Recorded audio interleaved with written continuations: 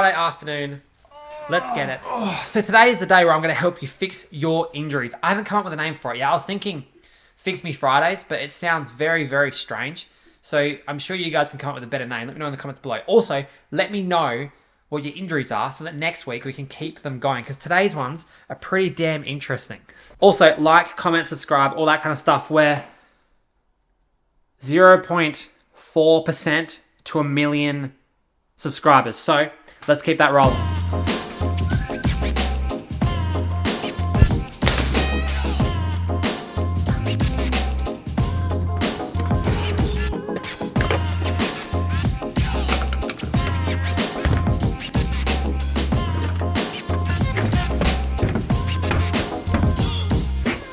Okay, so I get right ankle pain, posterior tibialis pain, behind the ankle and slightly above. Trail runs make it worse, and it's just nagging pain during all of my runs. So firstly, what does the posterior tibialis actually do? Great question. I'm gonna start drawing on myself.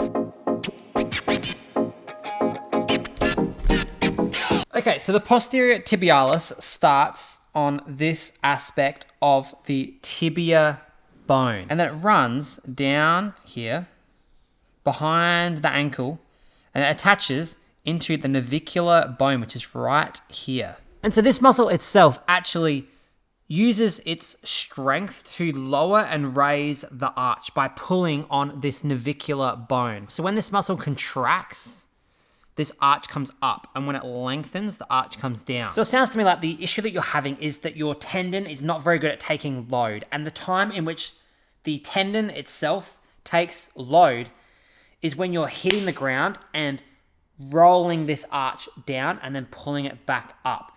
This whole complex here, this ankle and arch, is like a storage mechanism. And so if we don't have very good storage capacity, we're not going to be able to store any energy. Okay, so what we're going to do is add in to our routine some resisted isometric band exercises that are going to target this.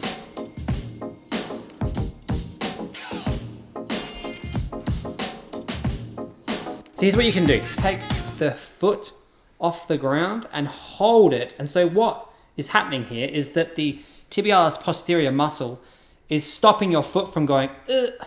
And this is the same as having a flat arch. So what we're trying to do is build up some resilience to dropping that arch, essentially. 3 rounds, or 45 seconds, twice a day. Start with that, and then we can start to really crank on these calf raises and stuff like that. And I find that most of these kinds of issues settle after a couple of weeks once you start to get this tissue resilience building back up. The more energy that we can store and release safely, the better our resilience is going to be to tendon breakdown. Now, what I think you should also do is to film yourself running and see how much control you actually have going into pronation. Our foot, generally, we should start on the 5th metatarsal as we land, which is the outside of the foot here.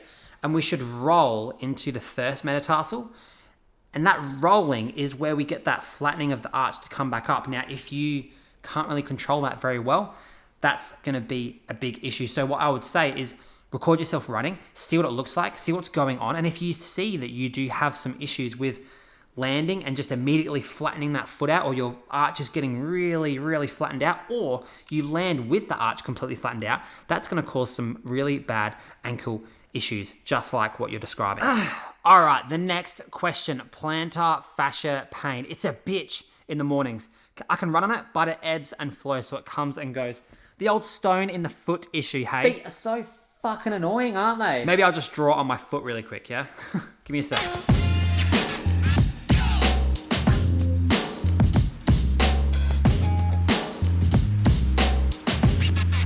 Okay, so there's 3 different areas of fascia, okay? So there's a central component that goes all the way up into the big toe. There's this medial component that kind of curls up into here. And there's a lateral component, okay? This all works together to pull bones like this so that we can get some good tension in the system. Now, this is connective tissue, so the only way that we can generate tension is by having this big toe cranked up. Do this on your own toe, okay? So feel the tension in the fascia and then pull that big toe and you'll feel this medial area start to crank up. That is how we generate tension through our foot. Okay, so the first thing that we can start to do is look at footwear. Sometimes there can be an issue with footwear or even the lack of footwear. If you're spending a lot of time barefoot, sometimes that can cause a bit of plantar fascia issue if your fascia isn't strong enough, especially in that insertion point right on that heel bone. The next thing that you can do is start to look at some foot and ankle stretching and mobility stuff and strength stuff. We want these ankles to be as strong as possible, just like the tibialis posterior. It all works together to get this load management right when you're smashing it down the road, and whatever's weakest is going to be what's going to start to get really, really sore. Okay, so the first thing that I like to do is to pull my arch up like this and then stand on one leg and see if I can start to maintain my balance without losing my arch like this. You want to hold it up really high. And then once we get good at that, we can start to do some squat. Then we can start to add in some, like a little clock excursion, I like to call it, whilst keeping this arch. This can all be some stuff that you can add into your routine to get nice and strong. Now, another thing that we can start to do to add into our routine for this plantar fascia is by doing calf raises, but with the toe elevated. So what you do is you roll up a towel and you chuck it underneath your big toe. And so it's gonna put your toe into this position like this, and then you'll do calf raises like that. And so we're starting to build some calf strength with this tension in the plantar fascia. Might help to just calm it down and start to build up that tolerance to load. Next, injury. I just realized that I've got the whiteboard out, but I've just been drawing on myself instead, which probably is much easier actually to just draw on myself, except if I get like, I don't know, if these like have poisons in them or something. It says low odor, so it should be all right. I don't know. We'll figure it out. Okay, next. Okay, so outside of the left ankle, under the ankle bone, just nagging as the intensity grows if I go too hard, maybe caused by carrying kids on our left side.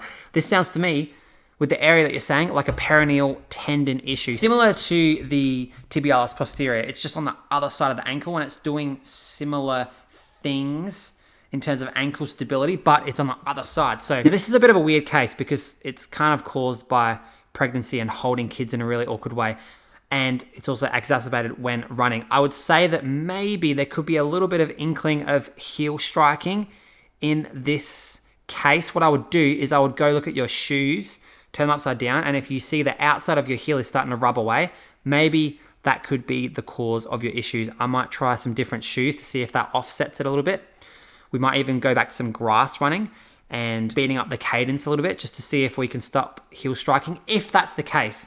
Or it could be that something's just going on in that tendon and I can't really diagnose that over the internet with what you've given me. It's a very tricky case. What I would say is that you can actually do some tendon loading stuff like I did with the tibialis posterior in the opposite direction. So I had it going that way. That's what I would start with. Also, what you can do is build the strength up in the calves. You could also do the foot strength stuff. All this stuff really works really well at making your feet and your ankles and your lower legs absolutely bulletproof. But without doing the assessment, that's probably about as much as I can give you on that one. Sounds a little bit trickier than the other ones though. Good one. Okay, next question. Let's have a look. Shoulder pain when running around the clavicle area. No pain in anything other than when actually running. Even when doing bouldering, still getting no pain. Female. Okay. So we had a bit of a chat in the comment section and it seems like perhaps there could be some shoulder laxity between the clavicle and the acromion, the AEC joint, as you've probably heard before. A lot of people can dislocate them or they can just have really lax joints. What screams out to me with running and why running would hurt it, it's either the position, which she mentioned was okay, or it could be the impact itself and the traction that goes through your shoulder when you run, which I think maybe could be a thing. What I would do is do some range of motion with the shoulder and see if you can feel any clicking or instability. You could also push on that joint itself to see if it moves more in a certain direction compared to the other side. What I would say is that because you're a female, you have certain things on the front also that could be causing a bit of an imbalance in the way that you're moving.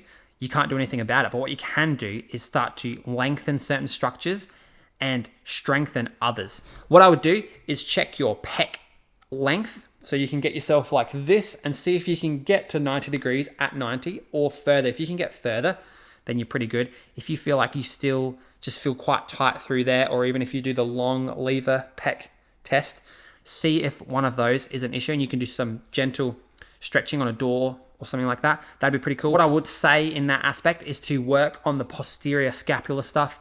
You can do face pulls where you do this kind of position. You can even do reverse rows. Overhead work is really going to be powerful for you as well, just to build up that capacity. But that's about all I can give you over the internet. Face pulls, pec stretching, getting some balance, maybe some thoracic mobility stuff.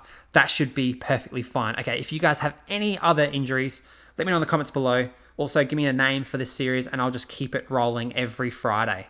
Q&A Mondays, whatever this is, Fridays. Sick. See you guys tomorrow.